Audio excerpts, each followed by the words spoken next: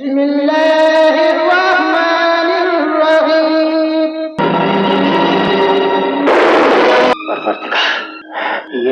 हराम बात नहीं, इससे मेरी आखिरी नमाज समझ लेना। तो उस वक्त कमरे में लाला जी नहीं, लाला जी का मुर्दा होगा। कोई होता जिसको अपना। अब तुम्हारा आखिरी वक्त आ गया। ये पैंतरे बहुत पुराने हो चुके हैं।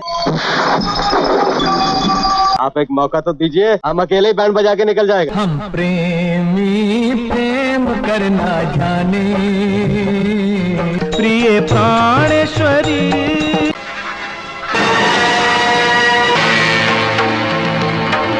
तूने ठाकुर विक्रम सिंह की दोस्ती देखी है, दुश्मनी नहीं। बॉलीवुड एक्टर विनोद खन्ना इंडस्ट्री के उन स्टार्स में से थे जिन्हें पर्दे पर देखते ही दर्शक झूम उठते थे।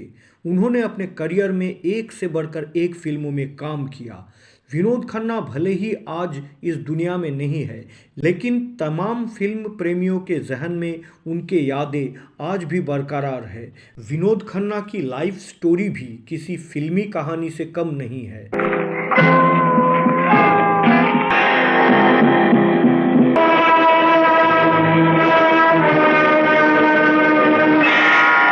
विनोद खन्ना का जन्म पाकिस्तान स्थित पेशावर में एक पंजाबी परिवार में हुआ। उनके पिता का नाम था कृष्णचंद्र खन्ना और माता थे कमला देवी। उनकी 3 बहनें और एक भाई भी था। विनोद खन्ना के जन्म के कुछ ही साल बाद भारत का विभाजन हो गया और बंटवारे के बाद उनका परिवार पेशावर छोड़कर मुंबई आ गया। मुंबई आने के बाद सेंट मैरी स्कूल मुंबई से विनोद दूसरी कक्षा तक पढ़ाई की। फिर 1957 में उनका परिवार दिल्ली चला गया, जहां उन्होंने Delhi public school Mathura road में पढ़ाई की। हालांकि 1960 में उनका परिवार वापस बॉम्बे आ गया, लेकिन उन्हें नासिक के पास देवलाली के बॉन्ड स्कूल में भेज दिया गया।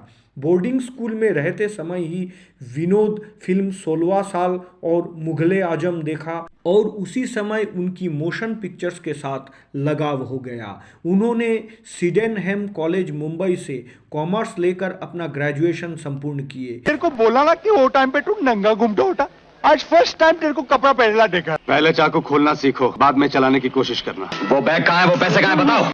उन्हें क्रिकेट बेहद पसंद था। 1979 में भारत के इलास्ट्रेटेड वीकली नाम के एक मैगजीन में विनोद खन्ना लिखा, लोग ऐसा सोच सकते हैं कि मैं सिर्फ एक फिल्म स्टार हूं, लेकिन एक समय था जब मैंने टेस्ट खिलाड़ी बुद्धि कुंदरन के साथ क्रिकेट खेला था। बाद में हिंदू जिमखाना में एकनाथ सोलकर के साथ भी मैंने खेला।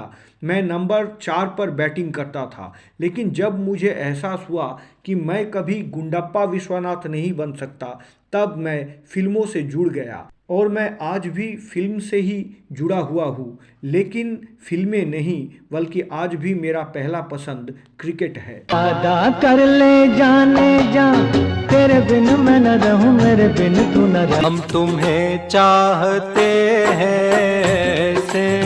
खन्ना की पहली पत्नी गीतांजलि तलयार खान से उनकी मुलाकात कॉलेज में ही हुई। उन्होंने सन 1971 में गीतांजलि से शादी की और उनके 2 बेटे हुए, राहुल और अक्षय। दोनों बॉलीवुड में अभिनेता बन गए।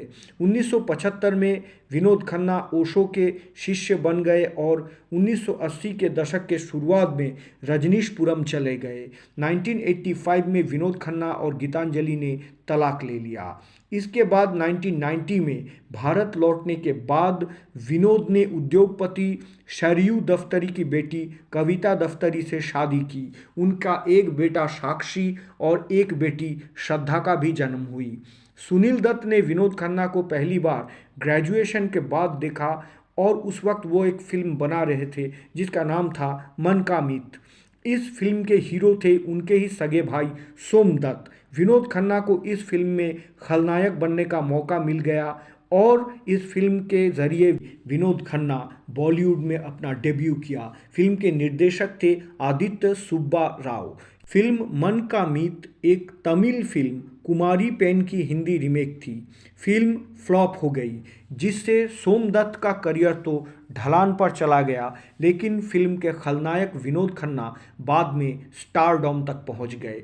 अपने करियर की शुरुआत में उन्होंने 1970 में पूरब और पश्चिम, सच्चा झूठा, आन मिलो सजना और मस्ताना, फिर 1971 में मेरा गांव मेरा देश और ऐलान जैसे फिल्मों में सहायक या खलनायक का किरदार निभाए। विनोद खन्ना उन दुर्लभ अभिनेताओं में से एक है जो बॉलीवुड में बतौर खलनायक अपना करियर शुरू करने के बावजूद बाद में नायक के रूप में स्थापित हुए। नायक के रूप में विनोद को फिल्म में पहला ब्रेक 1971 में भारती विष्णुवर्धन के विपरीत हम तुम और वो फिल्म में मिला। इसके बाद उसी वर्ष गुलजार साहब की फिल्म मेरे अपने ने नायक के रूप में उनकी स्थिति बॉलीवुड में बुलंद कर दी। सन 1971 में गुलजार द्वारा निर्देशित मेरे अपने युवा अशांति को दर्शाती एक बहुत ही उच्च कोटि की फिल्म थी। अपने पीक टाइम पे विनोद खन्ना का टक्कर अमिताभ बच्चन से था। हालांकि अमिताभ बच्चन के साथ उनकी जोड़ी खूब जमी थी। 1982 में अपने फिल्मी करियर के चरम पर विनोद खन्ना ने अपने आध्यात्मिक गुरु ओशो रजनीश का अनुसरण करने के लिए अस्थायी रूप से फिल्म उद्योग छोड़ दिया। 5 साल के अंतराल के बाद उन्होंने 1987 में बॉलीवुड में दोबारा वापसी की। वापसी के बाद उन्होंने जुर्म और चांदनी जैसे हिट फिल्में दी, लेकिन उन्हें ज़्यादातर एक्शन फिल्मों में ही भूमिकाएं उस समय ऑफर की गई थी। बॉलीवुड में उनका स्टारडॉम खूब रहा, लेकिन फैंस को तब हैरानी हुई जब विनोद खन्ना करियर के पीक पर सब कुछ छोड़ने का फैसला किया और अध्यात्म की राह चुन ली। उनके इस फैसले से न केवल उनके फैंस बल्कि उनके परिवार को भी काफ़ी परेशानी हुई थी। वो फिल्में छोड़ ओशो के आश्रम में चले गए। हालांकि बाद में फिर लौटे और एक्टिंग में भी वापसी की, मगर तब तक सब खत्म हो चुका था। करियर का वो स्टारडॉम उनके हाथ से निकल चुका था जिस स्टारडॉम को वो उस वक्त एंजॉय कर रहे थे। अपने पूरे फिल्मी करियर में विनोद खन्ना दो बार फिल्म फेयर अवार्ड से सम्मानित हुए थे, जिनमें से एक फिल्म थी प्रकाश मेहरा जी की हाथ की सफाई। इतना ही नहीं, विनोद खन्ना ने एक्टिंग में वापसी करने के बाद राजनीति में भी अपनी किस्मत आजमाई। वो एक राजनेता बने और यहाँ भी छा गए। उन्होंने अपने काम को यहाँ पर भी साबित किया और उन्हें जनता का खूब प्यार मिला।